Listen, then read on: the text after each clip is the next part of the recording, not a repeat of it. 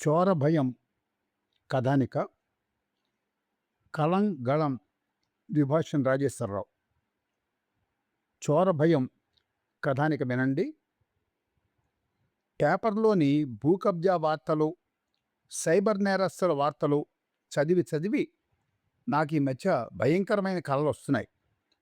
నాకున్న ఏకైక ఆస్తి, ఊరికి దూరంగా ఉండే 200 గజాల స్థలాన్ని ఎవరో కబ్జా చేసేసినట్లు, అలాగే బ్యాంకులో నా సేవింగ్స్ అకౌంట్లో ఉన్న 40,000 రూపాయల్లోంచి ఎవరో సైబర్ నేరగాడు 20,000 రూపాయలు డ్రా చేసేసినట్టు నిత్యము అవే కలలు.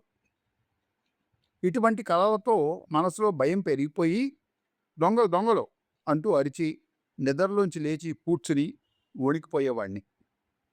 నా పరిస్థితి చూసి విపరీతంగా బెదిరిపోయిన మా ఆవిడ నన్ను నగరం నడిబొడ్డున ఉన్న పెద్ద కార్పొరేట్ హాస్పిటల్లో పనిచేసే సైకియాటిస్ట్ శ్రీ పిచ్చేశ్వరరావు గారి దగ్గరికి తీసుకెళ్ళింది. 1,000 రూపాయల రిజిస్ట్రేషన్ ఫీజు, మరో 1,000 రూపాయల కన్సల్టేషన్ ఫీజు రిసెప్షన్లో చెల్లించి వాళ్ళిచ్చిన ఫైల్ పట్టుకొని డాక్టర్ గారి ఛాంబర్లోకి వెళ్ళాం. నా భయాందోళనల గురించి మా వివరాలన్నీ మా ఆవిడ బెడమల్చి చెబుతూ ఉంటే ఓపికగా విన్నారు డాక్టర్ గారు.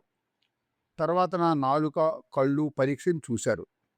స్టెతస్కోపుతో గుండె చప్పుళ్ళు కూడా విన్నారు.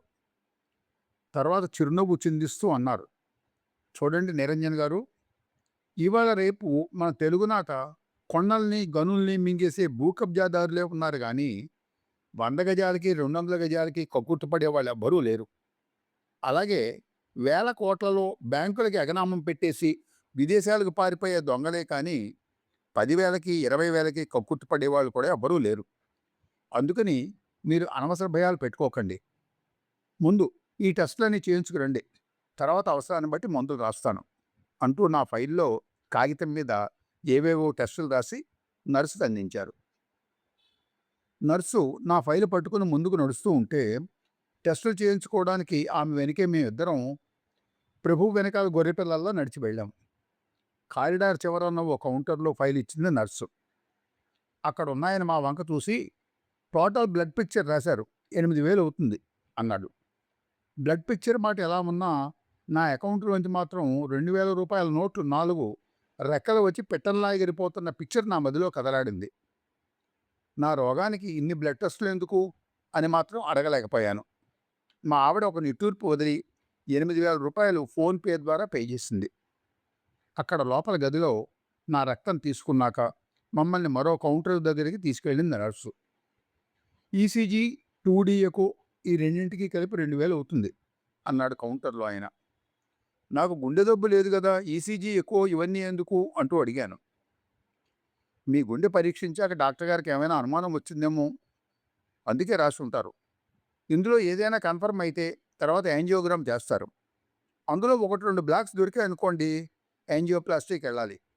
ఇంకా ఎక్కువ ఉంటే బైపాస్ సర్జరీకి రికమెండ్ చేస్తారు అన్నాడు. అలా అనగానే నాకు చాలా చాలా భయం వేసేసి వెంటనే అక్కడే 2,000 చెల్లించాం. ఆ టెస్టులు పూర్తయిన తర్వాత టోటల్ బాడీ ఎంఆర్ఐ స్కానింగ్ రాశారు. దానికి ఫస్ట్ ఫ్లోర్కి వెళ్ళాలి. ముందుకు నడిచింది నర్సు. టోటల్ బాడీ స్కానింగ్ ఎందుకు? భయం అనేది మెదడుకు సంబంధించింది కదా అంటూ అడిగాను. ఏమో సార్, ఏం చెప్పగలం, మీ దొంగల భయం పాదాల్లోంచి ఒళ్ళంతా పాకి బుర్రలోకి వెళ్ళిందేమో అంది నర్సు నా వంక అదోలా చూస్తూ. అక్కడ స్కానింగ్ సెంటర్లో 8,000 ఫోన్పే చేయడంతో నగసక పర్యంత స్కానింగ్ పూర్తయింది. నా సేవింగ్స్ అకౌంట్లో ఉండే 40,000 ఈ స్కానింగ్ కూడా పూర్తయ్యాక 20,000 అయిపోయింది. ఓ 2 గంటల నిరీక్షణ తర్వాత డాక్టర్ గారి నుంచి మాకు పిలుపు వచ్చింది.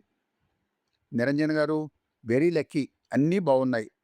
మీరు అనవసర భయాలు పెట్టుకోకుండా హాయిగా ఉండండి.